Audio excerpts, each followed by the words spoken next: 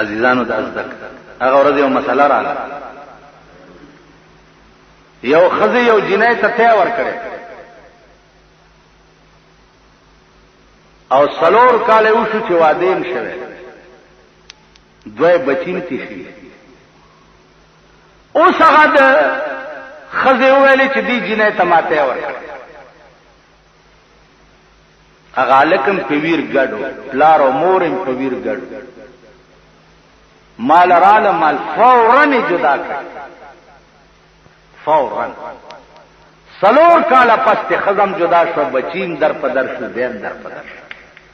کدا زمون خزی په دې مسلو پوي و دا قهر به ولي کوم نه دي. واده شوه دو بچی شوی نو خلد د مرګ پناره ټپشه کو چپ شه کنه نو سوې ولي. قران یې وخړو چې ما ور کړې دې کنه پتن درو لګي وړاندې دی ولي نه وې زه پوهه نه. دا خزی ګوره ډېر احتیاط کوي،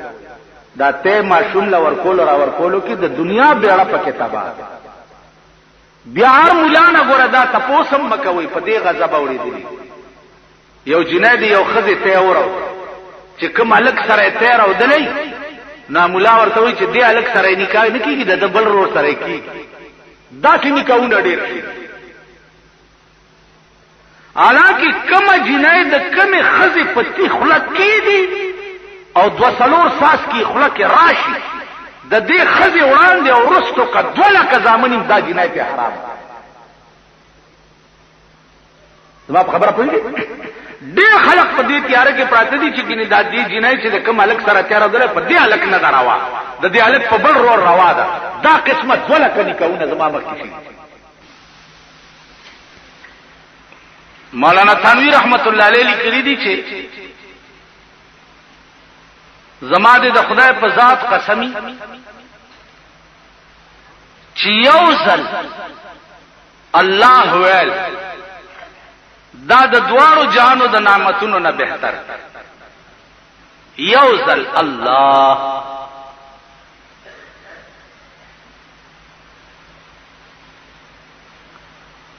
اوس ته بداوي چې یو ځل الله ویل د دوارو جهانو د نعمتونو نه بهتر دي، نو موږ له دنیا کې د الله په ایواز کې اسم نه ملاويږي او نخکاری راځي. نو حضرت فرمایي چې د یو ځل الله ویلو په ایواز کې او په بدل کې چې سب ملاويږي، نو چې ستاسو پټی شي نو تب هغه انبارونه بیا وګوره چې خدای به درته خی چې دا هغه اجرونه دي چې تا په دنیا کې یو ځل الله ویل. عزیزانو د یو ځل الله ویلو برکت دا ده. که یو سړی ټول عمر مونږ نه کړي، حج نه کړي، زکات نه ور کړي، د دنیا پلیت او مردار او مرش مليان پر ټول شو چروره جنازه نه کی ولی دا چا په منځ نه دی د سکیږي. علما لیکي چې سړی پروت ته ټول مری منځ او د حج روزه دا نه دی کړی، جنازه نه کی. علماء لیکي چې کدا سي یو گواه پیدا شو چې هغه داوي چې ما د خلې ناس به اختیار د الله نو موریدل نو امم جنازه کی. تاسو خیال د یو ځل الله ویلو دنیا کې لوی برکت وګوره چې عظیم رسوایی او شرمندگی ته ټل شو.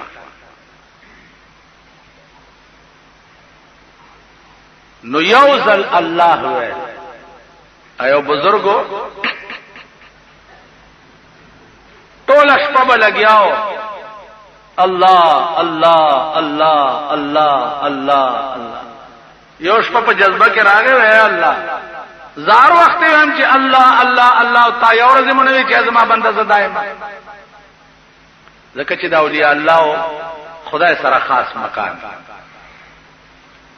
خدای له چې قرب پیدا کینو بیا به خدای هم خاص خیال کوي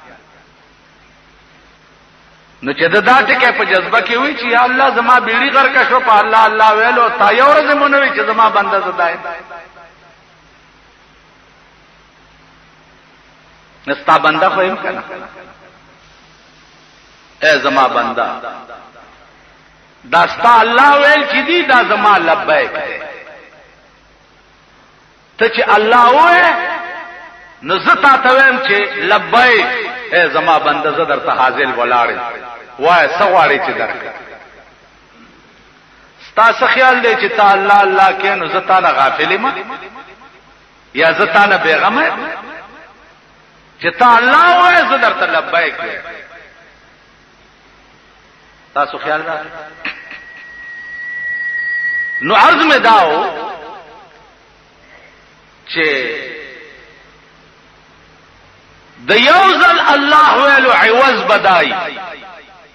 لکه تاسو وګورئ حدیث کې راځي رسول الله صلی الله علیه وسلم فرمایي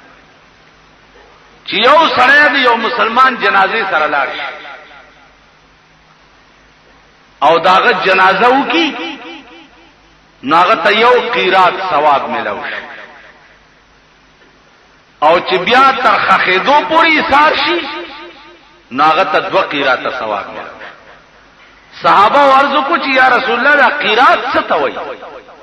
وی یو قیرات د احد د غرم یو قیرات د احد د غرم یعنی د یو مسلمان جنازې کول سره به ستا پتل د نیکای کې د قیامت په ورځ د احد غرم را نیکی واجب خبره مې دې پورې وګدا کړه چې وحی په جندل دا زمون عقاید دي او زمون ایمان دی دا یوازې د مولا کار نه دی چې وحی به مولا پیجنی او تعریف د قران به مولا پیجنی غرض د حدیث به مولا پیجنی نه جی دا د هر مسلمان کار حدیث کے راضی جناب رسول اللہ صلی اللہ علیہ وسلم فرمائی کہ قرآن کریم کے یو بسم اللہ سره چې د چا یارانه وا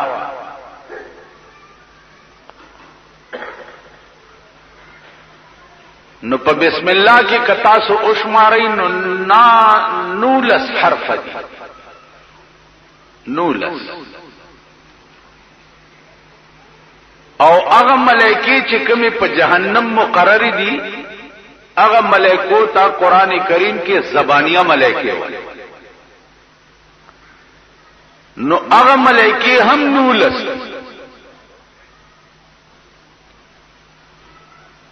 او هغه داسې ملائکی دي چې په جهنم کې په اور تازه کولو باندې مقرر او په خپل داغه ملائکو پوزیشن داده چې داغي د خله او د سپېګمونه د اور لمبي وي د ډېر قهر او د غضب ده نو علماء لیکي چې بسم الله کې نولس حرف دي او زبانیه ملائکی چې دي دا هم نولس نو یو بسم الله سره یارانه چې د سړی دنیا کې وا نو الله پاک به د دې په برکت باندې د هغه زبانیه د قهر د نولس ملائکو نه پامان کې اوسه قران کریم کې بل یو سورت ته سورت ملک ورته وایي تبارک الذی بیده الملک دا سړی چې د شپې سملی او دا سورت او یو بیا سملی نو دا سړی چې مرشي نو دا تبارک الذی بد د په قبر څوکیدار ولاړی د قبر ته چې عذاب راځي نو دا تبارک الذی به واپس کوي او لاندې به دته نه ورکوي. عزیزانو دعا ډېر خوشه او هغه دعا ډېر خوشه ده چې تنه او تاسو پشي شازو تنه ته خبرم نه او تاسو پشي شا. یو خدا زمونږ د ملک دعاګانی دي کنه دا پیرانو میرانو لا چې ورشه صاحب دوانه به نو باسي موټه والا ګرم کینو یا الله دا سي اكو بکي چتنه خبرم نه او ز تاسو پشي شا دعا. عمر فاروق رضی الله تعالی عنہ یو صحابی راغی عمره تروانم دعا راته هغه دعا ودرته وکم ان شاء الله چې تلار شي خو ورته یا اخي لا تنسانا فی دعائک اے رور ګوټیا چې التما دعا نه یې التما د پارم دعا. عمر فاروق دعا ډېر خوښه. رسول الله صلی الله علیه وسلم ندی فرمایلی چې اذان وشي نو دعا کوي. علماء لیکلي دي چې په دوه ټیمه کې دعا چې دا الله ته ډېره قبول ده. یو چې اذان ختم شي او دعا وکړي لا سوچته او کنه وچته یو چې اذان ختم شي او یو چې خطیب خطبه وای د جمعې په ورځ یو خطبه وای او کین او بل تفاصیل په دغه ټیم کې چې څه دعا دې وکړه نو خدای قبلای. ټونه والا د جمعې په ورځ تر نور پرې وته پورې په دې ټیم کې یو وخت تاسو دې چې د سړی هر دعا ور سره ور برابر شي بس پارټي کې خدای قبلای. نو د جمعې ورځ چې د عزیزانو ټول ورځ په دعاګانو کې راوي چې هغه وخت خدای در برابر کی او پکې دعا قبول شي. اذان کې وګوره دعا ته محتاج جناب رسول الله صلی الله علیه وسلم. وګوره اللهم رب هذه الدعوه التامه اذان نرست دا دعا وی خلک وابعثه څنګه ده وابعثه مقاما محمودا. پیغمبر فرمایلی دي چې د اذان نرست ما د پاره دا دعا کوي چې خدایا ما غ مقام محمود تولې. معلومیږي دا چې په جنت کې یو داسې زیاده چې پیغمبرم ورته محتاج. زما په خبره پوهیږي نو ذات د احتیاج نه بار خو نه مونږ 24 غنټه خدای ته محتاج 24. تاسو خیال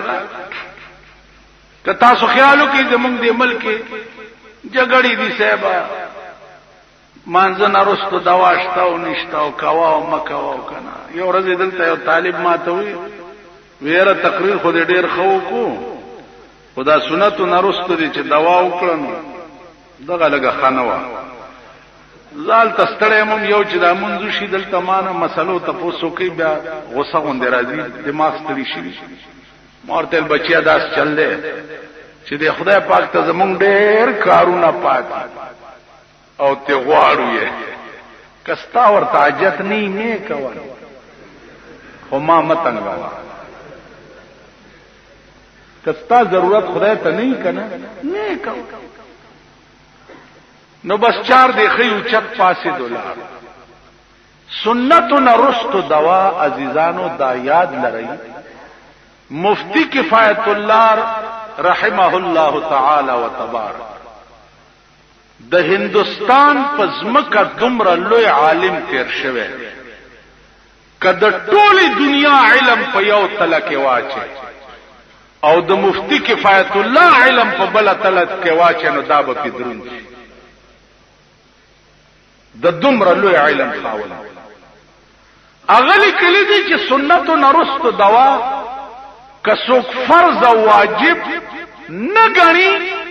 لازم نگنی نو بیا جائز زما په خبره پوه موس چې وشو بس خبر اخلاص شو کار دیو ځان له دعا وکاو تختا که لازمه مولا نگن یو خدا چې مولا دعا و نکړو ته د دې ځای نه نیسی کافر مانځه نرستو دې دعا و نکړه نو بیا الته ترک واجب دی بیا غ مولا ته پکار دي چې نه کوي چې د قوم د لاسه په فرض او واجب غني او که مولا آزاد او آزاد ما کدل ته نکړه تاسو ما د مړی نیوي شي سټې پرم په ما خرڅ کړی دي خیال امراغه دي زئی خپل کار کوي